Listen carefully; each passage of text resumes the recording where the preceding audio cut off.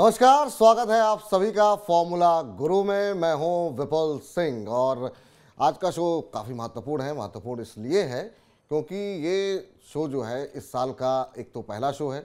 दूसरा महत्वपूर्ण इसलिए शो महत्वपूर्ण है क्योंकि हमने इसकी जो समय सारणी है उसमें थोड़ा सा परिवर्तन किया है।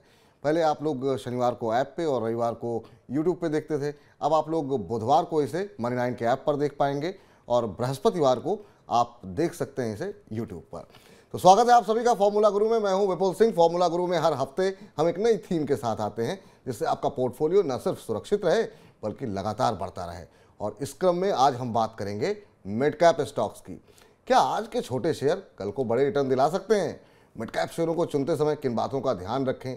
ऐसे ही मिड कैप शेयरों से जुड़े तमाम मुद्दों पर आज करेंगे विस्तार से चर्चा। लेकिन सबसे पहले उन महत्वपूर्ण सवालों पर नजर डालते हैं जिनके जवाब आज हम फॉर्मूला गुरु में तलाशेंगे।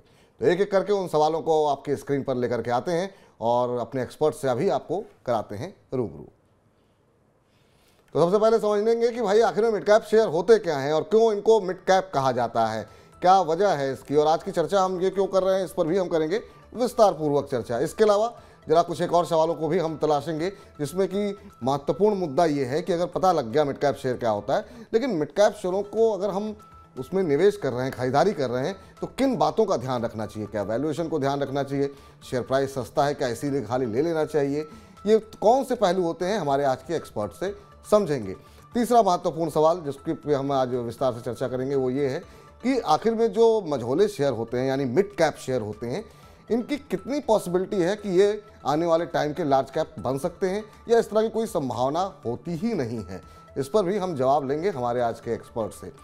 इसके अलावा चौथा महत्वपूर्ण सवाल ये जानेंगे कि आखिर में मिड कैप शेयरों में, कई सारे मिड कैप शेयरों में बहुत अच्छे रिटर्न देखने को मिले हैं 2022 में, तो लेकिन प्रॉफिट बहुत लोग नहीं बुक करते हैं। तो प्रॉफिट बुक करने का सही समय कब होता है, कब प्रॉफिट बुक करना चाहिए, कितने % मुनाफे पर बुक करना चाहिए, ये एक महत्वपूर्ण सवाल है जिसको लेकर के तमाम दर्शक सवाल पूछते रहते हैं। तो आज इस सवाल के जवाब हम अपने इस कार्यक्रम में जानेंगे हमारे एक्सपर्ट के जरिए।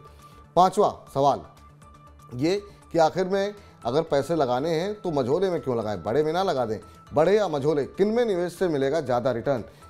क्या कुछ फ़ायदे हैं मिड कैप शेयरों में पैसे लगाने के, क्या नुकसान हैं? इन तमाम पहलुओं पर बातचीत करेंगे आज के छठे सवाल का उत्तर लेते हुए हमारे एक्सपर्ट के साथ।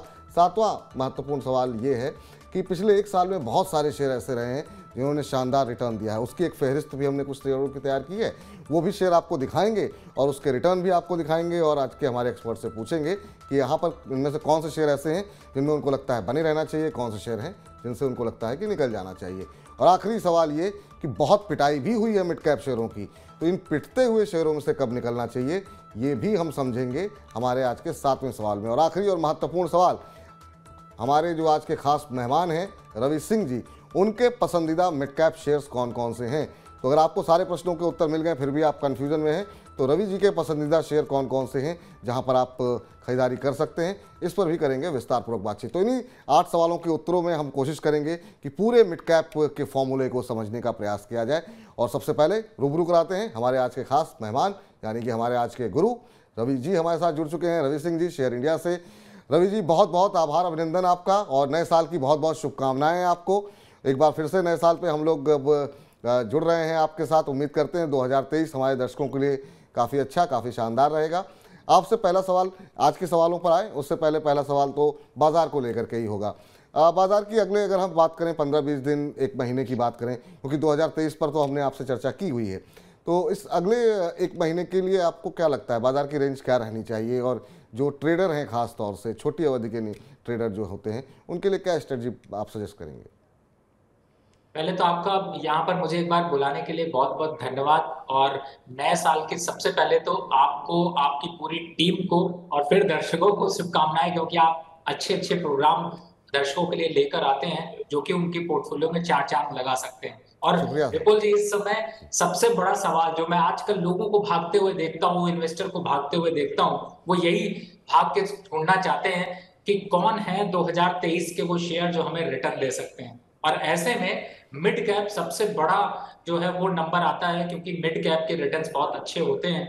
इसीलिए लोगों को ज्यादा अट्रैक्ट करता है। तो आपने सही समय पे ये कहे कि छक्का मारा है और ऐसा प्रोग्राम लेकर आए हैं जिनमें सारे दर्शकों को आपको सवाल यहाँ पर जो है वो सॉल्व होते हुए नजर आएंगे। अब बात कर लूं अगर मैं मोमेंटम की, तो आपने बिल्कुल अभी का जो मोमेंटम है, अगर जी। पहले दिन ही शुरुआत में जनवरी के पहला शुरुआत पॉजिटिव रहा है तो उम्मीद है कि अंत अच्छा होगा। और अभी डे टू डे ट्रेडिंग में मुझे ऐसा लगता है कि निफ्टी, बैंक निफ्टी थोड़े से यहाँ से और अग्रेसिव तरीके से बढ़ सकते हैं। निफ्टी की बात करें तो 18,350, बैंक निफ्टी की बात करें तो 43,600 की तरफ जाते हुए नजर आएंगे। तो एक जो अगला 10 से 15 दिन का ट्रेडिंग सेशन है, या फिर ये कहें कि बजट तक जो ट्रेडिंग सेशन है, वो पॉजिटिव हैंड में ही यहाँ पर नजर है। तो बजट तक बाजार की दिशा सकारात्मक रहने की उम्मीद है, रवि जी का मानना ऐसा है। अब लौटते हैं आज की हमारी थीम पर, और जैसा रवि जी ने कहा कि बहुत सारे शेयर बहुत चल चुके हैं, ऐसे में सबकी निगाहें अब मिड कैप शेयरों पर हैं, और इसीलिए आज हम चर्चा ये कर रहे हैं। और सबसे पहला जो महत्वपूर्ण सवाल ये है कि आखिर में मिड कैप शेयर होते क्या हैं। मिड कैप का मतलब मिड से ही आप समझ गए होंगे कि जो ना बहुत बड़ा है ना बहुत छोटा, यानी कि बीच का शेयर है, इसलिए उसे मिड कैप कहते हैं। सही परिभाषा रवि जी से हम समझेंगे, लेकिन उससे पहले जरा हमने ये थीम चुनी क्यों और इसके पीछे क्या लॉजिक रहा वो आपको बता दें कि उसके पीछे सबसे बड़ी सोच ये थी कि क्या लार्ज कैप शेयरों से बेहतर चलते हैं मिड कैप शेयर। तो हमने क्या किया, इस सवाल का जवाब तलाशने के लिए पिछले 5 साल के रिटर्न जो है हमने तलाशे हैं। अब ये देखिए किस तरह की रुझान देखने को मिला है। 2022 की अगर हम बात करें तो यहाँ पर आपका जो निफ्टी है उसने करीब 3.5% के आसपास का रिटर्न दिया है। वहीं मिड कैप 100 में हम देख रहे हैं 4-4.25% का रिटर्न, ऑलमोस्ट लगभग बराबर है, आधे फीसद के आसपास की यहाँ पर ज़्यादा। स्मॉल कैप में हालांकि पिटाई हुई है, 14% टूटे हैं। 2021 यानी कि पिछले साल की बात करें तो यहाँ पर मिड कैप के अंदर हमने देखा कि जो है 23% के आसपास का, मुझे लगता है इस आंकड़ों में थोड़ा सा गुंजाइश है, शायद आंकड़े उल्टे हो गए हैं। जहाँ पर मिड कैप ने 44% का रिटर्न दिया है, जबकि निफ्टी ने 23% 24% के आसपास का 2021 में रिटर्न दिया था। लेकिन स्मॉल कैप ने शानदार रिटर्न दिया था। 2020 की बात करें तो यहाँ पर भी अगर हम रिटर्न की बात करें तो यहाँ पर भी आंकड़े थोड़े से उल्टे हुए दिखाई दे रहे हैं, लेकिन यहाँ पर भी मिड कैप इंडेक्स ने निफ्टी के मुकाबले काफ़ी अच्छा प्रदर्शन किया था। तो अगर हम पूरे इतिहास पर नज़र डालें तो ऐसा कोई प्रमाण तो नहीं मिलता है, लेकिन हाँ अगर बाजार चल रहा होता है, जब इससे ये इंडिकेशन मिल रहा है कि जब बाजार चल रहा होता है तब मझोले शेयरों में तेजी जो है वो बड़े शेयरों के मुकाबले ज़्यादा आती है, वो इंडेक्स से ज़्यादा चलते हैं। ये 5 साल का चार्ट देखिए आप। 2020 में जब बाद जो है पूरा बाजार टूटा था कोरोना के बाद, जो है उसके बाद से शानदार रिकवरी यहाँ मिड कैप इंडेक्स में देखने, ये बीएससी का मिड कैप इंडेक्स आप देख रहे हैं, और ये करीब 10,000 के आसपास था, और अभी हम देख रहे हैं 25-25,500 के आसपास आ चुका है, यानी 2.5-3 गुने के आसपास की बढ़त यहाँ पर देखने को मिल रही है। अब क्या अभी के कौन से ऐसे शेयर हैं जो आगे हो सकते हैं, इस पर जरा हम विस्तारपूर्वक एक सवाल का जवाब लेंगे। रवि जी कैसे परिभाषित करेंगे मिड कैप शेयरों को, क्या होते हैं मिड कैप शेयर? देखिए, आपने तो बिल्कुल जी बहुत सिंपल लैंग्वेज में बता दिया, मैं बोलूंगा तो शायद वो कॉम्प्लिकेशन हो जाएगा, इसलिए मैं उसी सिंपल को आगे कंटिन्यू करता हूँ। आपने बोला जो ना बड़े हो ना छोटे हो, और उनपे नंबर ऐड कर दीजिए कि जो 5,000 करोड़ से ऊपर और 20,000 करोड़ के तक के मार्केट कैप वो होता है जो कंपनी का पूरा वैल्यू होती है, वैल्यूएशन के हिसाब से, वो इसके बीच में जो आते हैं। फिर से मैं रिपीट कर दूं, 5,000 करोड़ से 20,000 करोड़ के बीच में जो भी कंपनियों का मार्केट कैप है वो सभी मिड कैप में आती है। तो इससे अंदाजा लगा लीजिए कि उससे ऊपर वाले 20,000 से ऊपर वाले लार्ज कैप हो जाते हैं और 5,000 से नीचे वाले स्मॉल कैप हो जाते हैं। तो ये है सबसे बड़ा जो आपको मिड कैप के लिए सबसे बड़ी अंडरस्टैंडिंग, जिससे कि आप आसानी से समझ सकते हैं। चलिए, बहुत आपने तो बहुत आसान भाषा में बता दिया लोगों को कि जो कंपनी की कुल मार्केट वैल्यू है वो अगर 5,000 करोड़ से ज़्यादा है और 20,000 करोड़ से कम है, तो इसके बीच में आप किसी भी बीएससी की साइट पर कहीं भी देख लीजिए, मार्केट कैप सामने लिखी रहती है। अगर इनके बीच में वो शेयर आते हैं तो निश्चित रूप से वो मिड कैप शेयर होंगे। उससे ऊपर के हैं, 20,000 करोड़ से ज़्यादा की हैं तो लार्ज कैप हो जाएंगे, 5,000 करोड़ से कम का मार्केट कैप है तो स्मॉल कैप हो जाएंगे। बहुत आसान भाषा में रवि जी ने हमको बताया कि मिड कैप शेयर होते क्या हैं। अब दूसरा महत्वपूर्ण सवाल ये आता है कि जब भी हम कोई मिड कैप शेयर चुने, किन महत्वपूर्ण चीज़ों का ध्यान रखना चाहिए? क्या वैल्यूएशन ज़्यादा इंपॉर्टेंट होती है? क्या कंपनी की फंडामेंटल्स इंपॉर्टेंट होते हैं? लार्ज कैप और मिड कैप में लोग मिड कैप में इसलिए जाते हैं कि यहाँ पर अपॉर्चुनिटी शायद ज़्यादा हो, रिटर्न शायद ज़्यादा मिल जाए। किन किन बिंदुओं पर आप रेखांकित करेंगे, किस पर ध्यान देना चाहिए? देखिए, सबसे बड़ी बात है विपुल जी की मिड कैप के शेयर में ये एक प्रोबेबिलिटी ज्यादा होती है कि मिड कैप को ज्यादा आसानी से लोगों को समझने में जो समझ आ जाता है। मैं ऐसा इसलिए कह रहा हूं क्योंकि मिड कैप की ही कंपनियां आगे चल के लार्ज कैप में आती हैं। पहला, दूसरा, मिड कैप में ये समझ में आ जाता है कि कोई अपना एंटरप्रेन्योर है, वो अब तक सेटल हो चुका है और मिड कैप के लेवल यानी कि 5,000 करोड़ से ऊपर की कंपनी का सेटअप है, तो वो मिड कैप की तरफ जाता है। तो उसके बारे में कि वो कंपनी करती क्या है, उसको कैसे, उसके प्रोजेक्शन है, उसके क्लाइंट क्या है और क्या कारोबार से वो फायदा देगी, वो एक इंपॉर्टेंट पॉइंट होता है जो कि आपको एक नजरिए में देखना होता है। दूसरा नजरिया फिर आ जाता है कि कंपनी अगर आपने सेलेक्ट कर ली तो उस कंपनी में के नंबर्स, फाइनेंशियल नंबर। अब आप, ऐसा तो हो नहीं सकता कि हर आदमी सीए के तरीके से इंफॉर्मेशन ले, इसलिए मैं बहुत छोटे में बताने की कोशिश करता हूं। सबसे इंपॉर्टेंट है कि आप उस कंपनी को फायदा कितना हो रहा है, यानी रेवेन्यू कितना हो रहा है, वो जरूर देखिए। दूसरा जी। आता है कि उसके नंबर्स को अगर आप देख रहे हैं तो जैसे सेक्टर पी देखते हैं, तो अगर वो 25 से नीचे है, यानी कि पी होता है, आप यहां पर आप किसी भी साइट पे जाएंगे आपको वहां पे पीई की इंफॉर्मेशन मिल जाएगी और उससे आपको पता चल जाएगा कि वो कितने पीई पे ट्रेड हो रहा है और उससे आप अंदाजा लगा सकते हैं। अगर 25 के नीचे है तो आपके लिए अच्छा है। साथ ही ईवी और एबिट को जरूर देखिए, अगर वो 10 से के पास है, 10 से नीचे, तो भी अच्छा है, तो आप ये ध्यान दे सकते हैं। अब बात आती है कि company profit quarter on quarter दिखाए, मार्जिन उसके अच्छे हो, तो ये फाइनेंशियल नंबर पर अपने आप ही उस कंपनी को ग्रो करने में मदद करते हैं। तो आप मिड कैप का जब चुनाव करें तो सिर्फ कंपनी देख के नहीं, कंपनी तो देखना है, कंपनी का मैनेजमेंट देखना है और साथ ही उसके फंडामेंटल नंबर जो खास तौर से इंपॉर्टेंट है कि रेवेन्यू कितना है, पैट कितना है और मार्जिन कितना है, उसको हम अलग अलग लैंग्वेजेस में बोलते हैं, लेकिन बिल्कुल। सिंपल लैंग्वेज में आप समझे तो इनको जरूर आपको देखना चाहिए, क्योंकि यही आगे को बताते हैं कि कंपनी में कोई झोल झाल ना हो, आप हम्म। फंसे ना और आपको अच्छे रिटर्न्स मिल सके। तो इन महत्वपूर्ण चीज़ों का ध्यान रखना है। वित्तीय प्रबंधन जो है किस तरीके से कंपनी करे, क्योंकि अगर उसका वित्तीय प्रबंधन गड़बड़ होगा तो फिर वो आपको रिटर्न कहाँ से देगी, तो आपकी वित्तीय स्थिति भी गड़बड़ हो सकती है। तो कंपनी के पी, ईपीएस, कंपनी के रिजल्ट्स कैसे हैं, ग्रोथ है कि नहीं है, कर्जा तो बहुत ज़्यादा नहीं ले रखा है, इन तमाम चीज़ों पर आप अगर गौर करके शेयर को चुनेंगे तो आपको कोई दिक्कत नहीं होगी। तीसरा महत्वपूर्ण सवाल ये है कि आखिर में जब हम मिड कैप की बात कर रहे थे, अभी आप भी जिक्र कर रहे थे कि मिड कैप लार्ज कैप बनते हैं, इस बात की कितनी संभावनाएं हैं, और अगर आप उदाहरण समेत कुछ, हालांकि बहुत सारे उदाहरण मेरे पास हैं, कि मिड कैप शेयरों के लार्ज कैप बनने की संभावना कितनी रहती है, क्योंकि हर कोई ये चाहता है कि जिसमें वो पैसे लगाए कल को जो है वो कल की इन्फोसिस हो जाए, कल की टीसीएस हो जाए, इसकी संभावनाएं रहती हैं क्या? देखिए विपुल जी, आपने खुद ही आंसर कर दिया एकदम से, बहुत सिंपल तरीके से आपने बता दिया कि देखिए सबसे पहले जब कंपनी स्टार्ट होती है तो स्मॉल कैप ही होती है, फिर वो मिड कैप की तरफ जाती है और जैसे जैसे उसका विस्तार होता है वो लार्ज कैप बन जाती है। तो अब आते हैं कि लार्ज कैप में कौन सी कंपनी जाने वाली है। देखिए जिसका भी आगे कंपनी के प्रोजेक्शंस, ग्रोथ और कंपनी अपने जो भी रेवेन्यू है, जो भी अपना पैसा इकट्ठा कर रही है, जो भी प्रॉफिट आ रहा है, उसको पूरी तरह से वो अपने बिजनेस डेवलपमेंट और आगे ग्रो करने के लिए लगा रही है, वही पहला इंडिकेशन होता है जिससे कि आपको अंदाजा लग जाता है कि ये कंपनी अब लार्ज कैप की तरफ मूव कर रही। और सबसे बड़ी बात है कि हमारे यहाँ पे जितनी भी कंपनीज आज लार्ज कैप में दिखाई देती वो पहले कहीं ना कहीं से स्मॉल कैप और मिड कैप और फिर लार्ज कैप बनी है। तो मुझे लगता है कि विपुल जी, ये ध्यान रखने की बात है कि जिनके आगे बिजनेसेस के चांसेस ग्रो करने के हैं वो जरूर लार्ज कैप में बनते हुए नजर आएंगे। और मुझे याद है कि जब इन्फोसिस का आईपीओ आया था तो उसको पूरी तरीके से लोग सब्सक्राइब तक नहीं कर रहे थे, और उसके बाद से कंपनी कहाँ पहुँची है और किस तरह के रिटर्न दिए हैं, किस तरह के डिविडेंड दिए हैं, ये अपने आप में इतिहास है रवि जी। जी बिल्कुल, देखिए आज कहते हैं, आज जो हम लोग कहानियां सुनते हैं, लोग हमें बताते हैं कि बिल्कुल। इन्फोसिस 96 में किसी ने अगर 10,000 रुपए लगाए थे तो आज 100 करोड़ का मालिक है। यही पावर है जो कि स्टॉक मार्केट में दिखाई देती है। बिल्कुल। चलिए अब अगले सवाल की तरफ बढ़ते हैं। सवाल महत्वपूर्ण ये आता है कि मान लीजिए कि बहुत सारे मिड कैप शेयर में हमने देखा रिटर्न भी बहुत अच्छे अच्छे आते दिखाई दिए, बहुत सारे शेयर ऐसे भी उन्होंने 100% से ज़्यादा का रिटर्न दिया, लेकिन बहुत सारे निवेशक हमारे पास जो सवाल भेजते हैं, आप भी हेलो माई 9 में जुड़ते होंगे, शेयर के प्राइस डबल भी हो गए, फिर वहाँ से फिर आधे हो गए, लेकिन वो लॉन्ग टर्म सोच करके बने हुए हैं। तो मेरा आपसे महत्वपूर्ण सवाल ये है कि कितने परसेंट पे आपको लगता है कि प्रॉफिट बुक कर लेने का कोई रूल, कोई फॉर्मूला है क्या? कब अपने मुनाफे को बांध लेना बहुत आवश्यक हो जाता है? मिड कैप शेयरों में अगर प्रॉफिट बुक करना हो तो कौन सा सही समय होता है?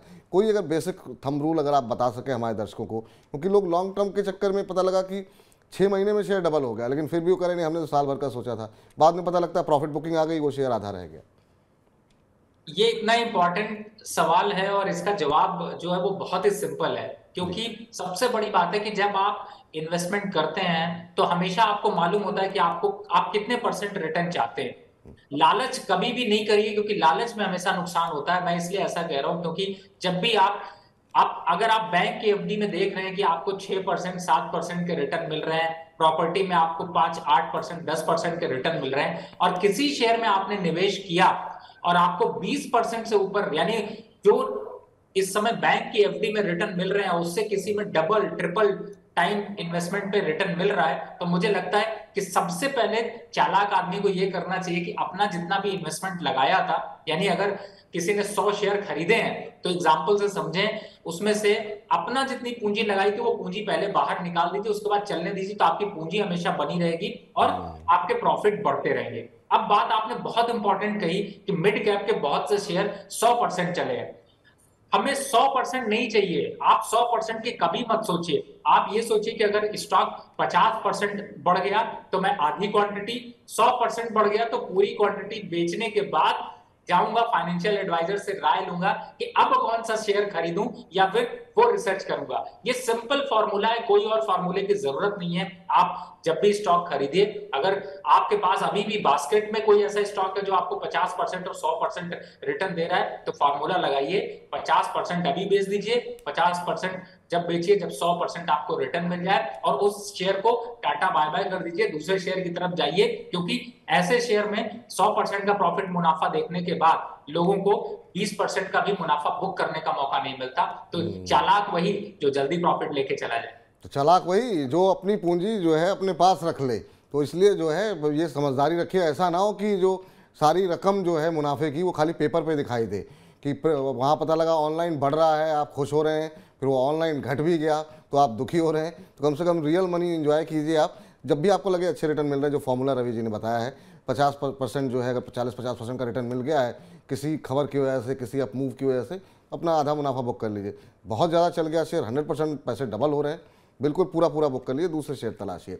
अगला महत्वपूर्ण सवाल ये है कि लार्ज कैप या मिड कैप, यानी बड़े शेयर या मझोले, किन में आपको लगता है कि निवेश से ज़्यादा रिटर्न मिलता है? क्योंकि बहुत लोग ये कहेंगे कि भाई अगर यहाँ पे सुरक्षित ज़्यादा हैं तो हम क्यों छोटे शेयरों की तरफ रुझान करें। आपका क्या मानना है, रिटर्न कहाँ ज़्यादा मिल सकता है, मिड कैप या लार्ज कैप? देखिए, ये तो बिजनेस अपॉर्चुनिटी के ऊपर डिपेंड करता है। हमें ये बायसेस कभी नहीं बनानी चाहिए कि हमें लार्ज कैप में इन्वेस्ट करना है, मिड कैप में नहीं करना, स्मॉल कैप में नहीं करना।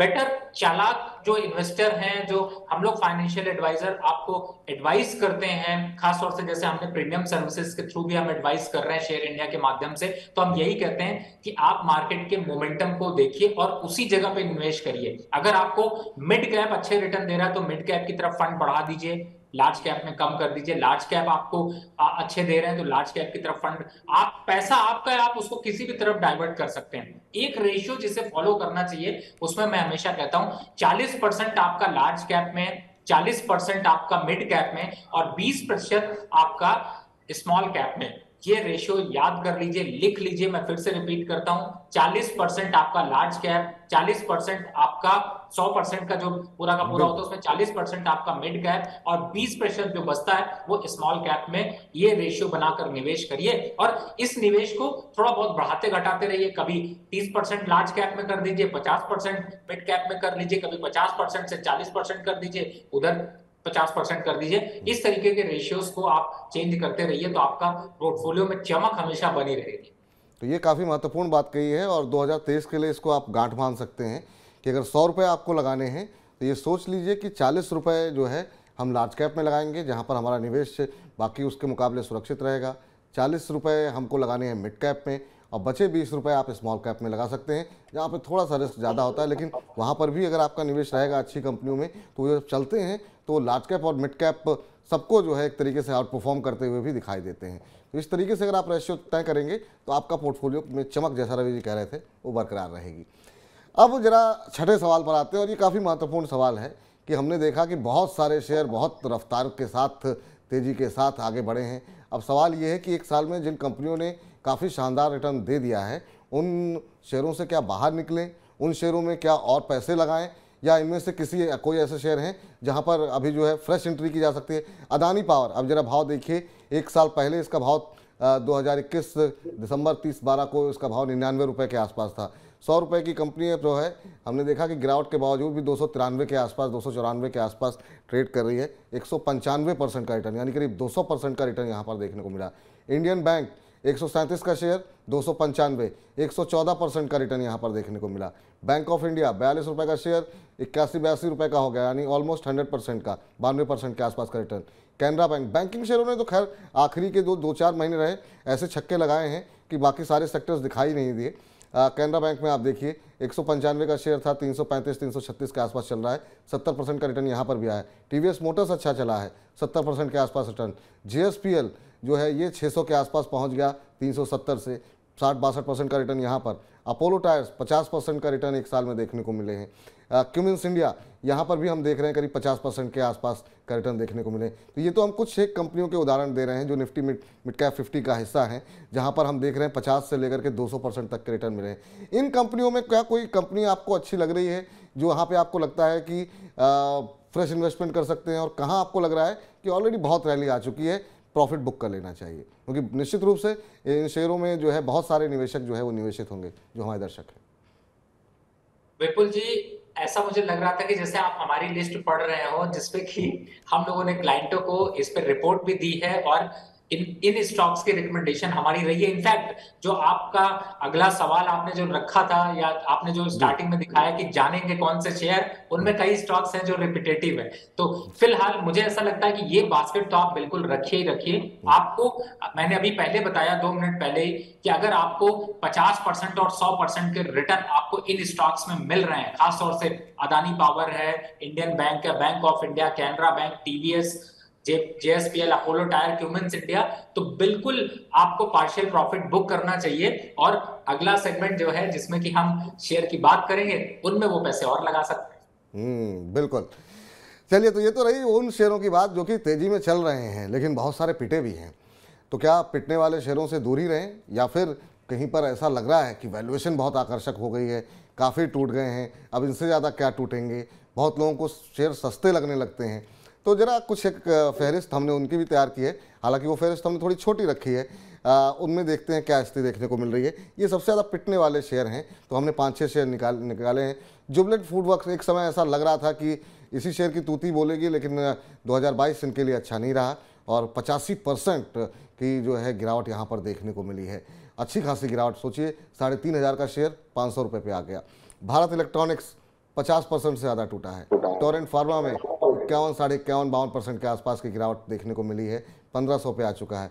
अजंता फार्मा, पूरे फार्मा शेयरों में हमने देखा कि अच्छी खासी तेज़ी कोविड के समय देखने को मिली थी और वहाँ पे प्रॉफिट बुकिंग भी इस सेक्टर में देखने को मिली है। 47% की गिरावट अजंता फार्मा में। वोल्टास 32-33% टूटा है। गोदरेज इंडस्ट्रीज़ में हमने देखा 30% से ज़्यादा की गिरावट देखने को मिली है। इनमें से कहीं कोई अपॉर्चुनिटी दिखाई दे रही है, कहीं आपको लग रहा है कि नहीं यहाँ पर जो है काफ़ी गिरावट आ गई है और अब वैल्यूएशन आकर्षक है, या इनके बिजनेस मॉडल को लेकर के आप कंसर्न है? कुछ एक कंपनियों पर अगर आप टिप्पणी करना चाहें तो।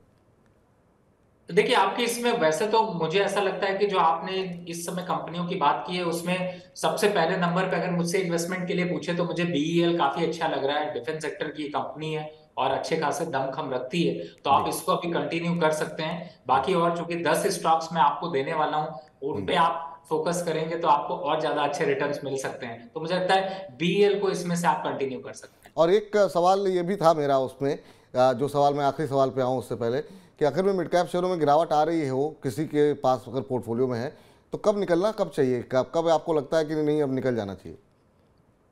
उसके लिए तो विपुल जी मैं कहूंगा कि आपके प्रोग्राम को कंटिन्यू देखें और आपके जो सवाल और आंसर का सेशन है उसमें वो सवाल जरूर भेजें। दूसरा है कि गिरने की बात, देखिए स्टॉक में अगर गिरावट है तो फंडामेंटल एक बार चेक करना पड़ेगा। इसमें आप वित्तीय सलाह जरूर लीजिए और उनके फंडामेंटल को आप जरूर देखिए, जिन फंडामेंटल को अभी हमने आपको समझाने की कोशिश की है उनको एक बार रिविजिट करिए। अगर कंपनी लॉस में कंटिन्यू जा रही है, लोन बढ़ रहा है, खर्चे बढ़ रहे हैं, तो आप उस कंपनी के शेयर को जरूर विजिट करके एग्जिट करने की कोशिश करिए। तो मुझे लगता है कि ये बेस्ट सोल्यूशन है। आपका प्रोग्राम जो कॉलर ऑनलाइन है उसमें आप अपने सवाल भेजिए, आंसर सुनिए। विपुल जी तो वैसे ही आप तो सारे सेक्टर को और स्टॉक्स को कवर करते हैं। चलिए, तो ये आप जो है समय समय पर इसका कहने का रवि जी का मतलब ये है कि सवाल तो आप पूछिए ही, लेकिन समय समय पर अध्ययन करते रहिए, देखते रहिए अगर गिर रहा है तो क्यों गिर रहा है, फंडामेंटल्स में कुछ बदलाव तो नहीं हुए हैं, मैनेजमेंट की तरफ से कोई स्टेटमेंट ऐसी तो नहीं आई है, प्रोमोटर का स्टेक तो नहीं कम हो रहा है, और कोई ऐसा घटनाक्रम अगर ऐसा कुछ नहीं हो रहा है तो बने रहिए, शेयर बाजार है, कभी बढ़ेगा कभी गिरेगा, दोनों तरह की स्थितियाँ चलती रहती हैं। लेकिन हाँ, अगर कोई फंडामेंटल चेंज हो रहे हैं तो फिर आपको निकल जाना चाहिए। आखिरी और महत्वपूर्ण सवाल, इस पूरे जो हम लोगों ने इतनी देर का मंथन किया और उसका जो अमृत है वो यही है कि आखिर में सबसे पसंदीदा शेयर कौन कौन से होने चाहिए मिड कैप में अगर दांव लगाने हो तो ये हम सबसे आखिर में रखते हैं। और रवि जी ने काफ़ी लंबी फहरिस्त इस बार तैयार की है, 8-10 शेयरों की उन्होंने एक लिस्ट तैयार की है। मैं चाहूँगा रवि जी आप जो है बताएं एक एक करके उन कंपनियों के बारे में और क्यों आपने इनको चुना है हमारे दर्शकों के लिए। देखिए, शेयर लंबे हैं, मैं कोशिश करता हूं आपको शॉर्ट में समझाने की। इन मोटा मोटी आपको ये बता सकता हूं कि ये स्टॉक्स आपको बहुत से डबल होते हुए, बहुत से आपको 50% से ऊपर, और कई ऐसे शेयर हैं जो 23% 40% के रिटर्न आपको देते हुए नजर आएंगे। तो पहला तो ये।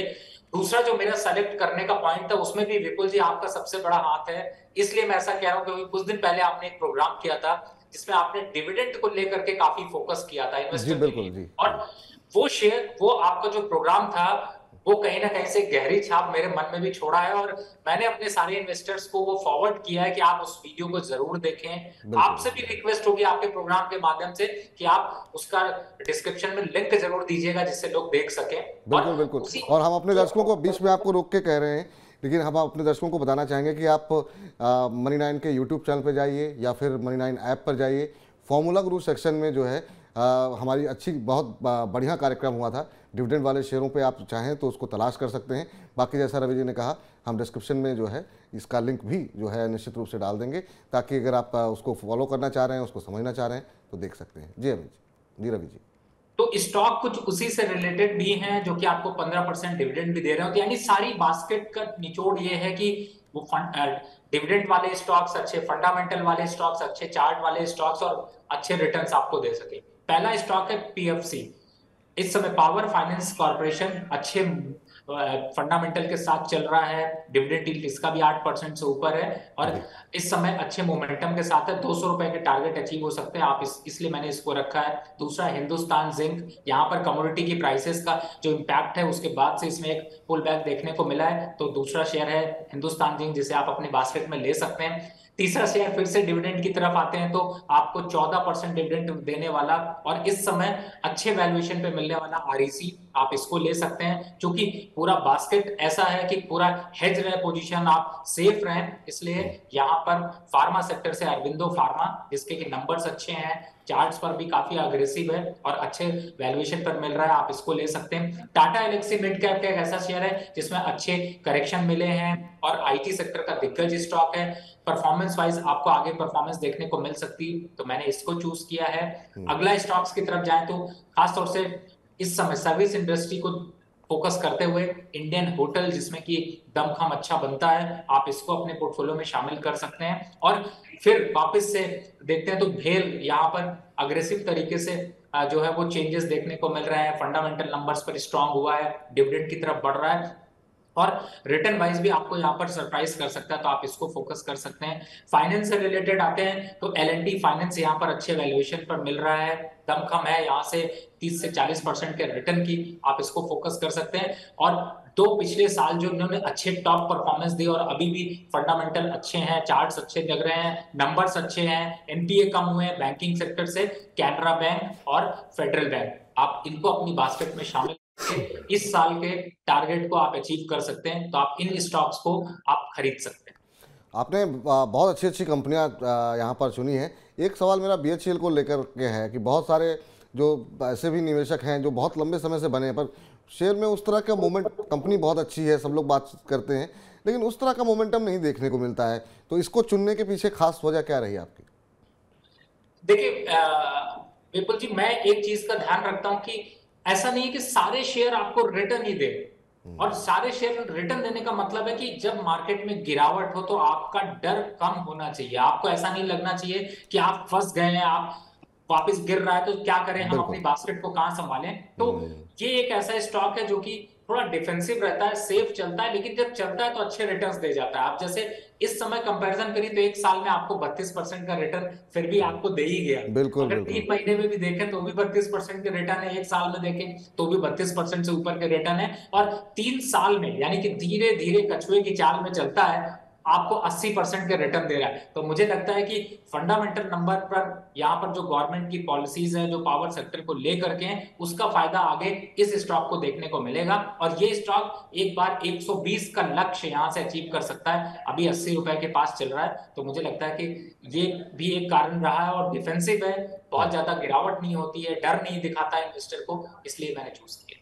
चलिए, अच्छी बात है और बहुत अच्छे तर्क दिया आपने इसके लिए। एक बार हम चाहेंगे एक बार फिर से दिखा दें, और जरा मैं भी एक बार उन शेयरों को जो है सिलसिलेवार तरीके से बता दूं जो रवि जी के पसंदीदा मिड कैप शेयर हैं, जहां पर उनका ये कहना है कि यहां पर आपको 30-40% से लेकर के 100% से ज़्यादा तक के रिटर्न देखने को मिल सकते हैं, और सुरक्षित निवेश हैं ये। फंडामेंटली बहुत अच्छी कंपनियां हैं, PFC, Hindustan zinc, REC, Aurobindo pharma, Tata Elxsi, Indian hotel, BHEL, L and T finance, Canara bank और फेडरल बैंक। ये वो शेयर हैं 5 और 5-10 शेयर ऐसे हैं जो कि आपके पोर्टफोलियो को मिड कैप शेयरों में, जो अगर आप 100 रुपये लगाना चाह रहे हैं, इन शेयरों पे आप लगा सकते हैं। लेकिन हाँ, कोई भी निवेश करने से पहले अपने वित्तीय सलाहकार की सलाह जो है वो अवश्य लें। कोई डिस्क्लोजर सर आपका? जिन भी स्टॉक्स की मैंने चर्चा की है इनमें मेरी पर्सनल कोई भी पोजीशन नहीं है, लेकिन हमारी कंपनी की तरफ से ऐसे सजेशंस हमारे क्लाइंटों को गए हुए हैं। तो आप ये सोच समझ कर निवेश करें और अच्छे स्टॉक ही चूज करें। किसी के कहने से ज्यादा अच्छा है कि आप जरूर एक बार इन स्टॉक्स के बारे में विजिट भी करें। जी, बहुत बहुत शुक्रिया, बहुत बहुत धन्यवाद सर। आज का कार्यक्रम बड़ा बेहतर रहा। मिड कैप शेयरों से जुड़ी कोई भी आशंका किसी के मन में होगी हमारे दर्शकों के, तो निश्चित रूप से वो काफ़ी हद तक दूर हुई होगी। अगर कोई निवेश करना चाह रहा है तो आपने जो पोर्टफोलियो डिस्कस किया, जो शेयर बताए, निश्चित रूप से आगे चल करके उनको, हमारे दर्शकों को इसका फायदा होगा। बहुत बहुत शुक्रिया आपका। जी धन्यवाद। तो फॉर्मूला गुरु को अब समेटने का वक्त हो गया है, लेकिन आप मनी 9 के साथ बने रहिए, क्योंकि मनी 9 लगातार आपकी जेब सुरक्षित करने के लिए, आपके पैसे, आपकी वित्तीय समझ बढ़ाने के लिए लगातार अलग अलग तरीके के कार्यक्रम लेकर के आ रहा है। तो अब बने रहिए हमारे साथ। और सवाल अगर आपका कोई रहता है तो फॉर्मूला गुरु में हम बातचीत नहीं करते, हम बात करते हैं हेलो मनी 9 में। वहाँ जुड़िए, रोज़ दोपहर 2 बजे हम अपना लाइव कार्यक्रम लेकर के आते हैं। अपने सवाल आप पूछ सकते हैं। फिलहाल इस शो में इतना ही, लेकिन तमाम खबरों के लिए बने रहिए मनी 9 के साथ, और मुझे दीजिए याद। नमस्कार।